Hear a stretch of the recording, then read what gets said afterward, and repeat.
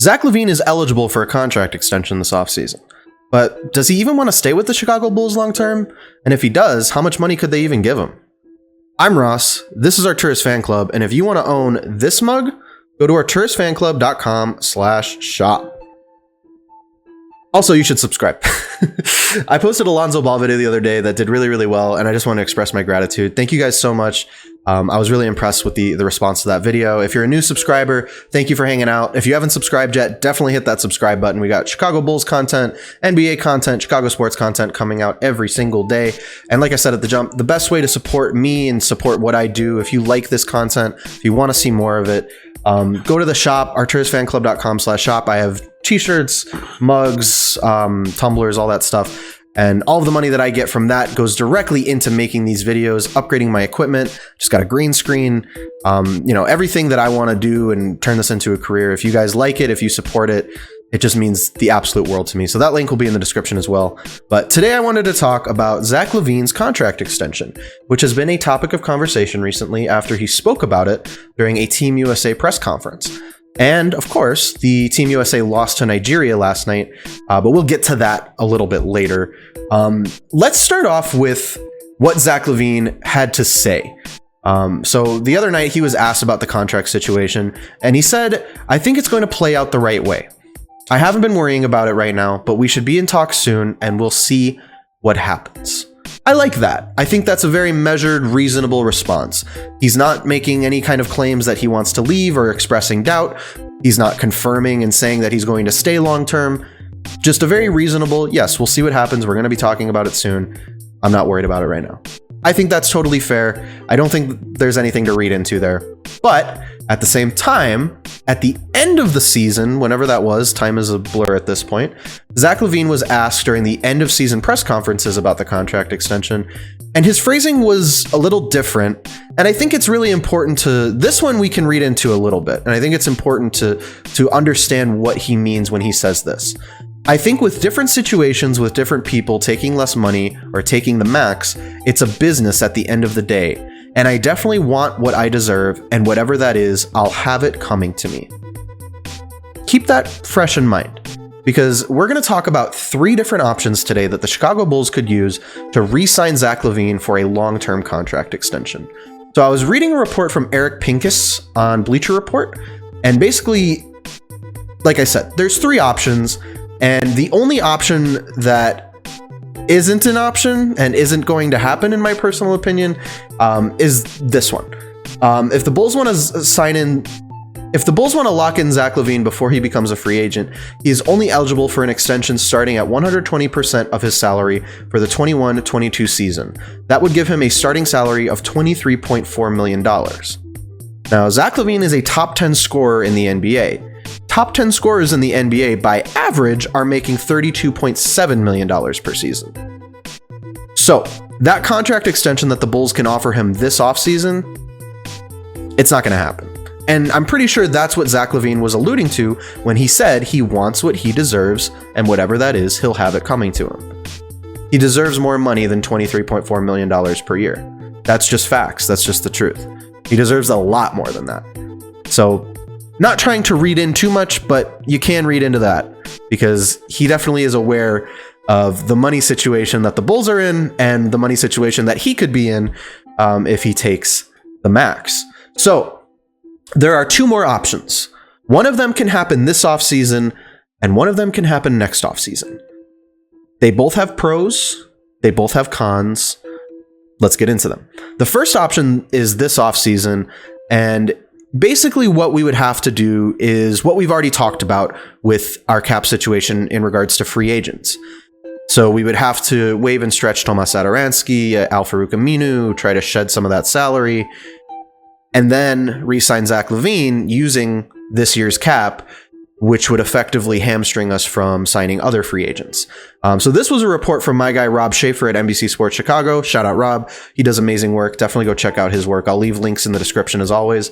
But this one is a 4-year, $195 million contract. And what Rob said is that they would clear salary cap space this offseason by renouncing free agents and or potentially waiving players with partially guaranteed salaries. They would then offer Zach Lavine a renegotiated and extended contract that begins in 21-22, this upcoming season. If the Bulls got roughly $14 million below the cap, that contract could max out at nearly $195 million overall. And those contracts, the way that they work with, because they're max contracts, it's a percentage of the salary cap, and the salary cap goes up. So the salary would start at 30% of the current cap, which is about $33.6 million, keep increasing over time, and eventually, like he said, get to that $195 million total deal. So what does that mean for the Bulls this offseason? Well, that's the problem. That's what we've been talking about. We're not going to have the ability to go out there and make a big splash in free agency. Now, this contract would not prevent us necessarily from doing a sign and trade for a player like, Lonzo Ball we keep talking about, but I believe it would effectively destroy any option of the offer sheet. It's like Zach Lavine would be one of the free agents we're signing this offseason because he would be renegotiating his current contract. So it's not that it's kicking in the next season in 22-23. It's that it's kicking in this offseason, and it's impacting our current cap. So those are the pros and cons of that situation. The next and last offer that the Bulls can make would happen next offseason, not this offseason. Which means, obviously, we would have to spend another year under the dark cloud of Zach Lavine is leaving rumors. Zach Lavine doesn't like being in Chicago. Zach Lavine's going to the Lakers or the Sixers.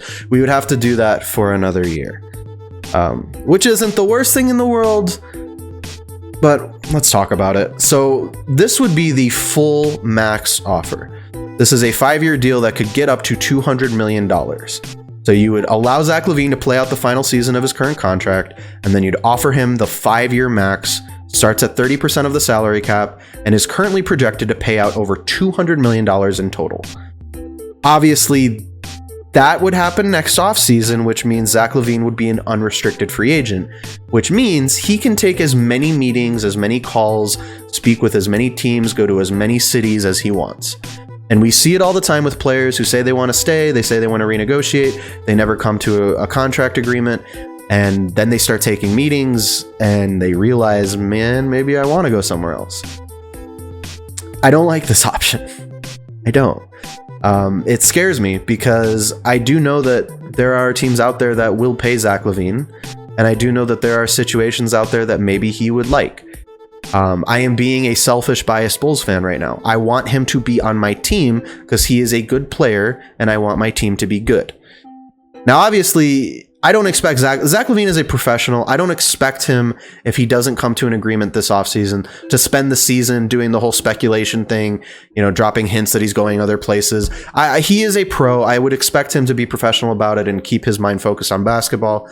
Obviously, the Bulls have committed to him. They have shown that they want to build around him with the Vucevic trade. The fact that they're, trying to make this core work, I think speaks volumes to what the Bulls want to do to keep Lavine around long term, and I hope that that's something that he keeps into consideration as well. The quote that he had the other night with the Team USA press conference, I think was in the context of all of this, was a little bit relieving, because it reminded me that this could all play out perfectly for him. He could end up getting as much money as he wants and stay in Chicago, and we're happy and he's happy. That's what the goal is at the end of the day. To keep him happy and keep him in Chicago. That's what we all want. We do not want Zach Lavine to end up with another team, forming a super team, and kicking our butts for years to come. We want Zach Lavine to kick other people's butts for us. So that's why my personal opinion would be to go with the second option, which is the first option, kind of, because the 4 years, $105 million option, that's just not going to happen. Zach Lavine is not going to take that contract. It's not realistic. But the 4 years, $195 million contract, that is an option. That would happen this offseason. We wouldn't have the doubt. We wouldn't have the uncertainty. We'd have to sacrifice maybe a Torrey Craig or a TJ McConnell or a free agent like that. That's okay. It happens. Sometimes you can't make big splashes in free agency. We were able to get Garrett Temple at a deal. Maybe we get another free agent at a deal like that. And, you know, you look at a guy like Thad Young, who his deal will be off the books next season, but maybe he wants to come back and be a part of this team because he's building chemistry with his teammates. Him and Zach Lavine have a great relationship. A guy like that, maybe you can sign for the cheap after his contract expires. Tomas Satoransky, the Bulls only owe him $5 million guaranteed, can get out of that. I mean, next offseason, we could be looking at just Zach and just Vooch as the only two big contracts on the team. And next offseason, there are a lot of potential free agents that the Bulls could look at. Like Kevin Durant, Kawhi Leonard, guys like that. So maybe this is the best option. Maybe signing Zach Lavine as our big free agent this offseason is the way to go. It would be a little bit bittersweet, but honestly, at the end of the day, having Zach Lavine locked up, guaranteed, that would feel better than the uncertainty of not knowing what could happen next. So that's my 2 cents. I'd love to hear what you guys think. Make sure to drop a comment. Let me know what you think about Zach's contract situation, which one of those options you would prefer. Real quick, just to recap, I'm only going to give you the 2 because the other one is just not going to happen. We could renegotiate his current contract and re-sign him this offseason, but we'd have to sacrifice some free agencies, some free agent contracts. Or we can wait and sign him next offseason, but that runs the risk of letting him take team meetings and explore other options. So those are your 2 options. I'd love to hear what you guys think. We got to do one of them. I don't want to trade him. I don't want to let him walk. So it's got to be one of those 2. And once again, shout out Rob Schaefer for the awesome article that I've been pulling all that stuff from. But real quick, let's go over the game against Nigeria, because I think Zach deserves a lot of credit. He had the ankle tweak in the first half, which terrified all of us. It stopped my heart for a few minutes, but he ended up coming back into the game and he looked good. So if he's able to come back in an exhibition game, that's awesome. I feel confident that he is fully healthy and there's nothing to be concerned about there. And real quick, let's just give Nigeria a moment that they deserve, because holy shit, man, that's awesome. I am so happy for them. They played so well with so much heart. There's a very well-coached team. It looked like they couldn't miss shots. Just a very, very good team. I'm very impressed with their performance. Team USA did not have a good performance, but I've seen some really crappy people out there making really crappy jokes and taking shots at Nigeria, and like, just shut up. Don't be a schmuck about it. You know, like, be graceful. Team USA is obviously comprised of the best basketball players in the world. These guys grinded, hustled.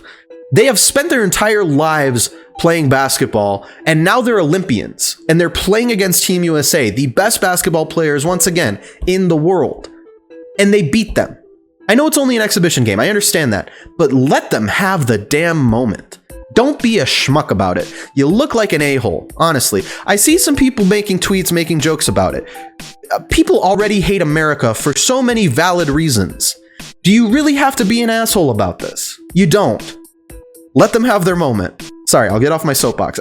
That was really annoying me last night, seeing that stuff on Twitter. Like, just let them have their moment. You don't have to be a schmuck about it. It's really unfortunate that people feel the need to tear other people down, especially when it's like, good God, we're sitting up here as Team fucking USA. Like, just chill, okay? We're still Team USA. We still got the best basketball players in the world. They should still come home with the gold. Just don't be a sore loser. Anyway, Zach showed some really, really, really good chops on defense, man. From the very beginning of the game, the commentator kept bringing up that like Zach Lavine was a part of Team USA's defensive core, and he was excited to see Zach Lavine like be a lockdown defender. I was like, what the fuck is this guy talking about? Like, I've always been a defender of Zach Lavine's defense. I think people criticize him unfairly as a bad defender. He's a solid on-ball defender. He is got some deficiencies in terms of getting around screens, you know, reading offenses, team defense, that kind of stuff.